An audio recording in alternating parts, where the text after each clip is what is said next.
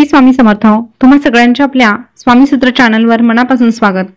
स्वामी भक्त हो, आज पुन्हा एकदा तुमच्यासाठी नवीन व्हिडिओ घेऊन आलेले आहे. व्हिडिओच्या माध्यमातून नवीन माहिती आपण जाणून घेणार आहोत.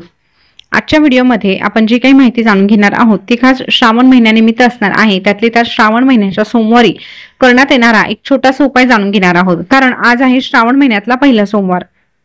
तुम्हा सगळ्यांना श्रावण महिन्याच्या पहिल्या सोमवारच्या खूप खूप शुभेच्छा. भगवान शंकरांची कृपा तुमच्यावर सदैव राहो आणि तुमच्या ज्या काही आर्थिक सांसारिक अडचणी आहेत त्या दूर होण्यासाठी भगवान शंकर कायमस्वरूपी तुमच्या पाठीशी राहो हीच स्वामींकडे प्रार्थना करते आणि आजचा जो व्हिडिओ आहे त्याला सुरुवात करते. तर आजच्या व्हिडिओमध्ये आपण एक छोटासा उपाय जाणून घेणार आहोत जो अगदी प्रत्येकाला सहज करणं शक्य होणार आहे. फक्त त्यासाठी वेळ पाळायचा आहे. वेळ कुठला आहे तर प्रदोष काळ.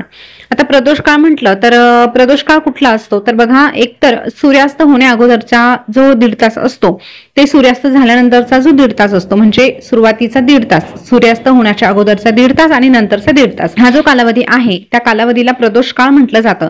अगदी सोप्या भाषेत सांगायचं झालं तर जी दिवे लागण्याची वेळ असते त्या वेळेमध्ये आपल्याला हा उपाय करायचा आहे.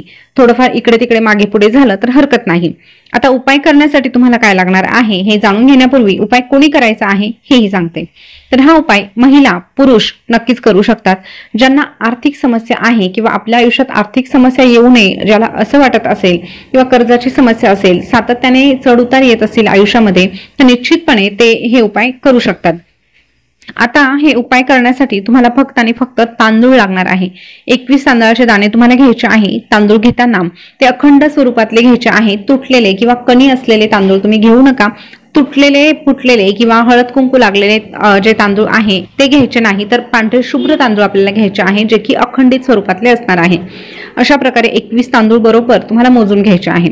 आता तांदूळ मोजून घेतल्यानंतर काय करायचं, हा जो उपाय आहे तो 100% आपल्याला मंदिरात जाऊन करता येणं शक्य नसेल. आता हा जो उपाय आहे तो एकतर तुम्ही मंदिरात जाऊन करू शकतात. ज्यांना शक्य आहे त्यांनी आवर्जून शंकराच्या मंदिरात जाऊनच हा उपाय करा. पण ज्यांना शक्य नसेल तर त्यांनी घरी करायला हरकत नाही. कारण आता मंदिर म्हटलं तर आता श्रावण महिन्यात भगवान शंकरांच्या मंदिरात प्रचंड गर्दी असते. जे लोक इतर वेळेस मंदिरात जात नाही ते देखील अशा वेळेस हजेरी लावत असतात आणि त्यात काही गैर नाही. त्यातले त्यात सोमवार आहे म्हटल्यावर सोमवारी जर आपल्याला पाय ठेवायलाही जागा नसते तर बसण्याची खूपच लांबची गोष्ट आहे. त्यामुळे जर तुम्हाला ते शक्य होणार नसेल तर तुम्ही घरी करायला हरकत नाही, कारण घरी देखील आपल्याकडे शिवपिंड ही असतेच असते. तर आता कुठे करायचं हे तुमच्या लक्षात आलं असेल तर स्त्री पुरुष दोघांपैकी कोणीही हा उपाय केला तरीही चालणार आहे हेही तुमच्या लक्षात आलं असेल. तर उपाय कशा पद्धतीने करायचा हे जाणून घेऊया. तर बघा, आपल्याला हे जे 21 तांदळाचे दाणे आहे ते आपल्याला उजव्या हातामध्ये घ्यायचे आहे. उजव्या हातामध्ये घेतल्यानंतर आपल्याला एक मंत्र म्हणायचा आहे. आता हे जे काही आपण करणार आहोत त्याच्या अगोदर पिंडीची पूजा करणं गरजेचं आहे.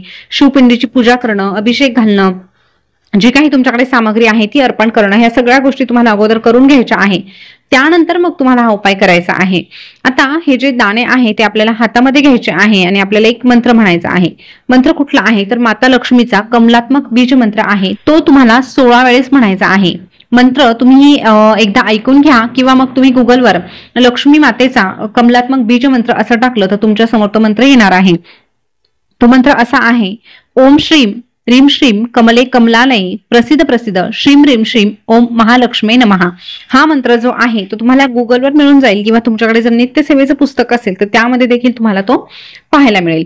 अशा पद्धतीने हा जो मंत्र आहे तो तुम्हाला 16 वेळेस म्हणायचा आहे. ते 21 तांदळाचे दाणे उजव्या हातामध्ये घेऊन मंत्र म्हणून झाल्यानंतर मनोभावे भगवान शंकरांना प्रार्थना करायची. आर्थिक समस्या सुटण्यासाठी मनोभावे प्रार्थना करून झाल्यानंतर हे जे तांदळाचे दाणे आहे ते भगवान शंकरांच्या पिंडीवर अर्पण करायचे आणि त्यावर थोडंसं पाणी टाकायचं.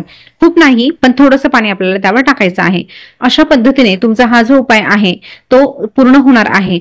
उपाय करताना मनामध्ये विश्वास ठेवा, श्रद्धा ठेवा. कारण कुठलीही गोष्ट जेव्हा आपण विश्वासाने करतो, श्रद्धा ठेवून करतो, तेव्हाच खऱ्या अर्थाने आपल्याला त्यामध्ये यश प्राप्ती मिळत असते हे देखील विसरू नका. त्यामुळे विश्वास असणं गरजेचं आहे. विश्वासाने हा उपाय तुम्ही करून पहा. 100% तुमच्या समस्या तुम्हाला सुटताना दिसू लागतील. पण ही एक जादू नाही. तर फक्त हा एक विश्वासाचा भाग आहे, कारण कष्ट तर आपल्याला करावेच लागतात. जिथे आपले 80% कष्ट असतात तिथे 20% आपल्याला भाग्याची साथ मिळण्यासाठी, दैवी शक्तीचे जे काही साथ आहे ती मिळण्यासाठी आपल्याला हे उपाय करायचे असतात, सेवा करायच्या असतात. जर अशा पद्धतीने आपण आपले कष्ट केले प्रामाणिकपणे, त्यासोबतच जर आपण असे आध्यात्मिक उपाय केले, सेवा केल्या, तर 100% आपल्याला त्याची प्रचिती आल्याशिवाय राहत नाही. तर स्वामी भक्त हो, हा उपाय जो आहे तो तुम्ही आजच्या दिवशी नक्कीच करून पहा, तुम्हाला 100% त्याचा रिझल्ट मिळेलच. या व्यतिरिक्त मंदिरात ज्यांनी हे 21 तांदळाचे दाणे अर्पण केलेले आहे त्यांचा तर काही प्रश्न येत नाही, पण ज्यांनी घरी हा उपाय केलेला आहे त्यांना नक्कीच प्रश्न पडतो की त्या तांदळाचं नक्की करायचं काय. तर बघा, सेवा केलेली आहे त्यानंतर दुसऱ्या दिवशी तुम्ही हे जे तांदूळ आहे ते पिंडीवरून उचलून घ्यायचे आहे आणि पक्ष्यांना खायला द्यायचे आहे. तुम्ही ते डस्टबिन मध्ये वगैरे टाकू नका, शक्यतो निर्माल्यात देखील टाकू नका. एक त्या पक्ष्यांना तुम्ही ते खायला देऊ शकता. कुठे जर तुमच्या घराजवळ कुठे पाण्याचा ठिकाण असेल तर त्या पाण्यामध्ये देखील तुम्ही ते दाणे टाकून देऊ शकतात. अशा पद्धतीने हा छोटासा उपाय तुम्ही करून बघा आणि त्याचा काय बदल घडून येतो हे तुम्ही स्वतः अनुभवा. तर स्वामी भक्त हो, आजची माहिती कशी वाटली कमेंट करून नक्की कळवा. याविषयी तुम्हाला शंका वाटत असेल तर तेही तुम्ही कमेंट करून विचारू शकतात. चॅनलवर पहिल्यांदा आले असाल तर चॅनलला सबस्क्राईब करा आणि शेजारचं बेल बटन प्रेस करून ठेवा. चला मग पुन्हा भेटूया नवीन व्हिडिओ सोबत, नवीन माहिती घेऊन. तोपर्यंत बोलत रहा. श्री स्वामी समर्थ. जय जय स्वामी समर्थ. धन्यवाद.